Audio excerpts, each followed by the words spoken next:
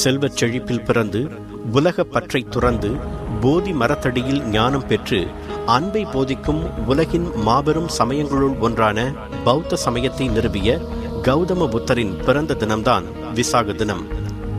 இன்றைய நேபாள எல்லைக்குள்ளிருக்கும் லும்பினி எனும் ஊரில் கிமு 563ஆம் ஆண்டு, அதாவது சுமார் 2500 ஆண்டுகளுக்கு முன்பு பிறந்தார் சித்தார்த்தர். அவர் பிறந்தது மே மாதத்தின் பௌர்ணமி தினம். அவருடைய தந்தை கபிலவஸ்து என்ற நகரின் மன்னராக இருந்தவர். சித்தார்த்தர் பிறந்த 7வது நாளில் அவரது தாயார் மகாமயா இறந்து போனார்.